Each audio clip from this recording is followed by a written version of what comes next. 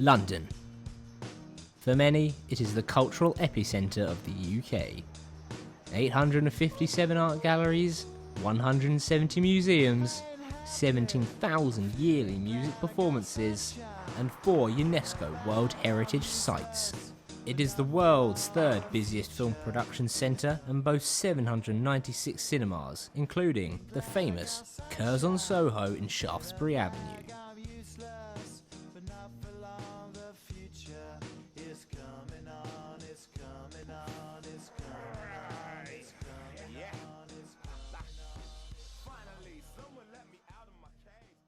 But what is it about the Curzon Soho that attracts the busy Londoners? I think it's two things. It's the locality is obviously very, very central. You know, if you were to sort of drop a pin in the middle of London, it would pretty much land here. Soho's such a vibrant area. There's lots and lots of post-production studios. There's lots of sort of creative people who work in Soho, and a wide variety of people who live in Soho as well. So it's sort of the perfect location, and it's got the opportunity for the perfect amount of creative people to descend and watch their films or have a drink.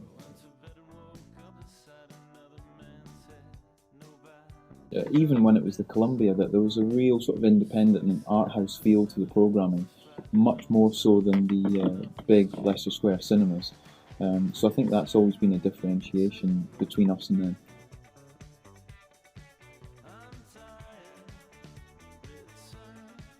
So we understand that TfL have to try and plan for the future of containment and ease of access to the city. Obviously, however, once TfL told us that this was going to be a site that they had earmarked, we're obviously devastated that there's even a potential for this place to go. But it's not a fight, it's a dialogue. But what I want to do and what Curzon wants to do is allow people who come here to voice their opinion as to why they think we should stay, and we want TfL to know that.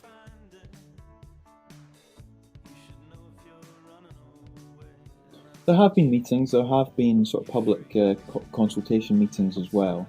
We're in the middle of a public consultation process whereby anyone can log into the Crossrail 2 website and leave a comment or leave a note about why they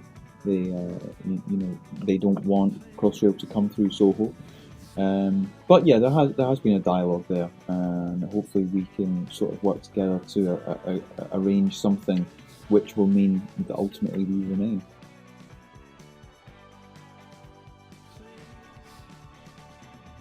Yeah, undoubtedly. I mean, there's been obviously the Astoria that got closed down for Crossrail 1, and there is a sort of slow, steady increase in sort of moneyed businesses rather than the sort of small independent businesses in Soho. And I think it's important that Soho retains its character for independence, for boutique shops, and London has to be very, very careful not to keep introducing too many sort of big chain franchise places in Soho to keep its character.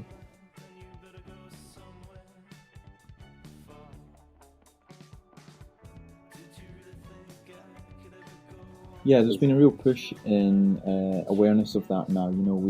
We've got a little Save Curzon Soho sign on the canopy of the cinema, under which we've had Paolo Sorrentino and Danny Boyle most recently.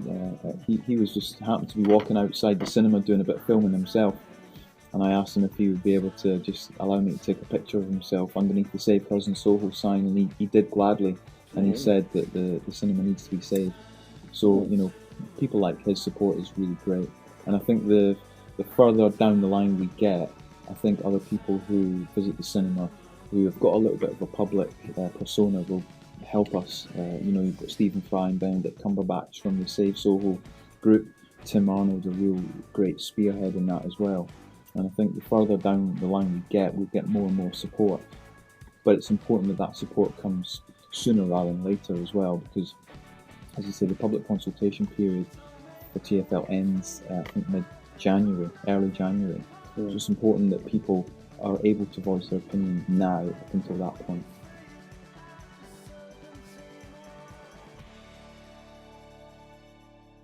I think the two main ways is signing the petition that's on 38 Degrees, and logging onto Crossrail 2's website and finding the form. It's not that easy to find, but they have to go online and find the form on Crossrail 2's website, which will enable them to leave a comment or leave an impassioned essay or plea as to why the Crossrail 2 sort of architects should try and find somewhere else.